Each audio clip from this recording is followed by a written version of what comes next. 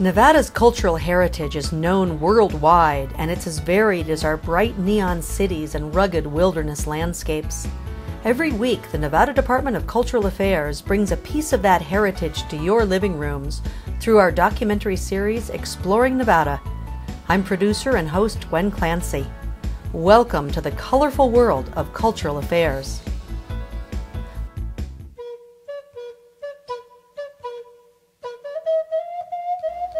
In this program, we'll look at an ancient form of creative expression known as rock art. Petroglyphs and pictographs are found throughout the world, and especially in Nevada, where they appear in a wide variety of styles and locations.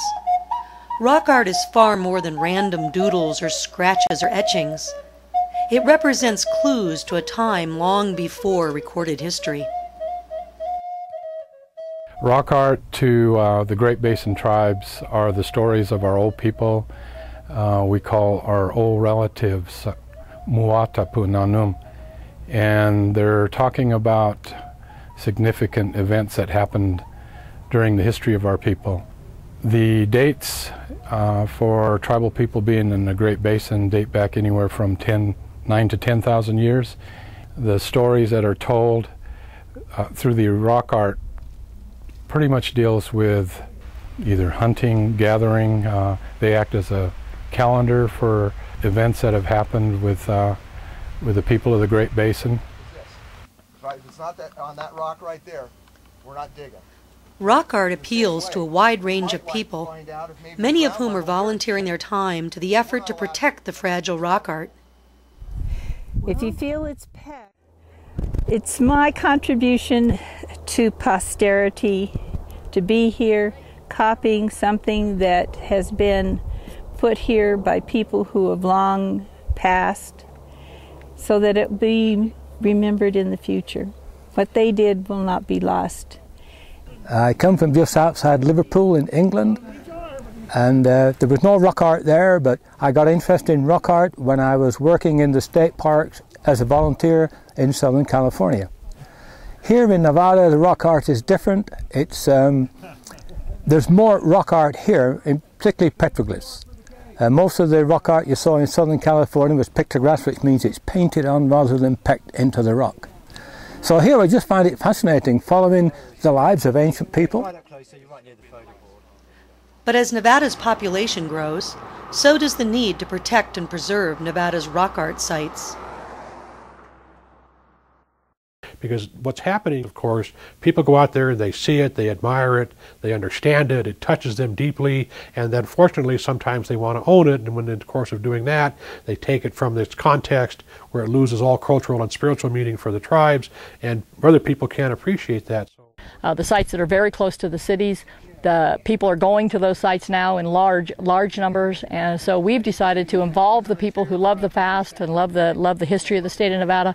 We've decided to involve them in the protection of that history, and so that's what we're doing out here today.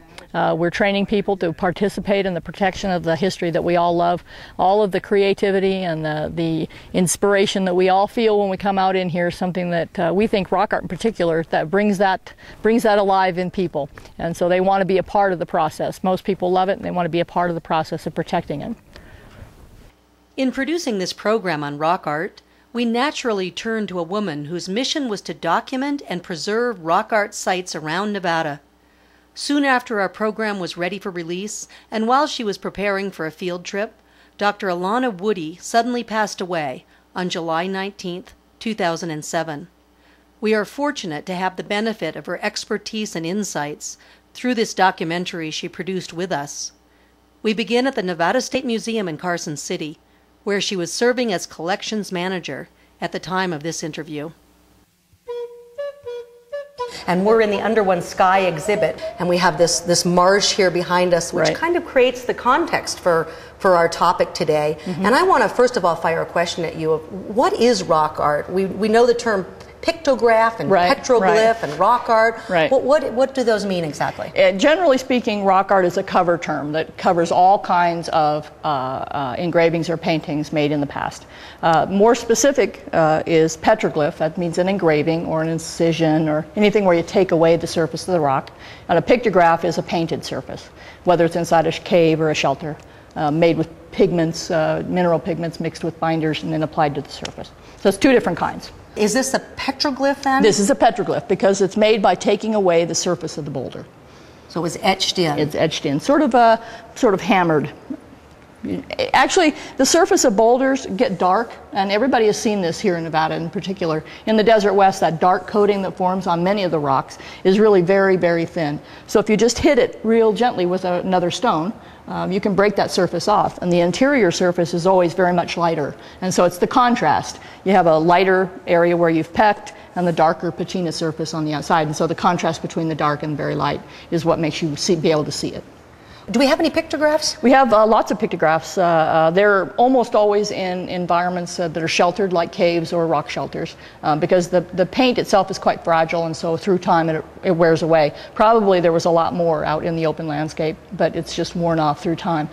Some of the rock art here in Nevada is as much as 10,000 years old, so it's hard for paint to last that long out in the open. But we do have pictograph sites, yeah. Unlike most items you'll find in a museum, the boulder we've been looking at is not authentic. One of the few things in archaeology that you really don't want to bring in indoors and out of the landscape is rock art. It's best understood where it was made.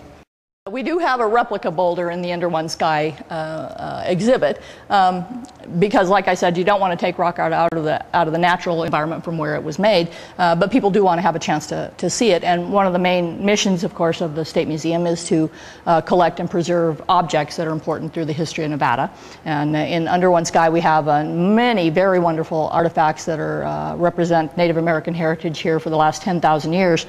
But rock art is one of those unique things. It's created in the landscape. It really has all of its meaning right where it was made.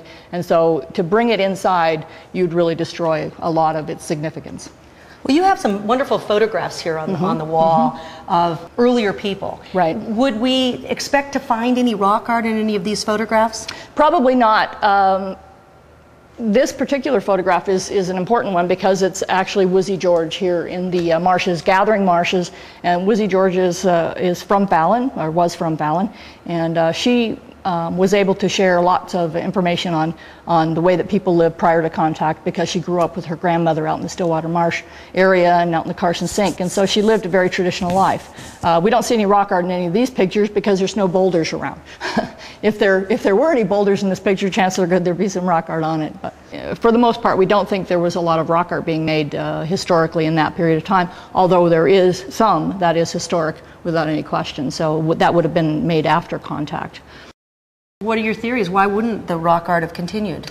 When Euro-Americans arrived, large percentages of local populations pretty much died off from diseases, introduced diseases, and through outright violence in some cases.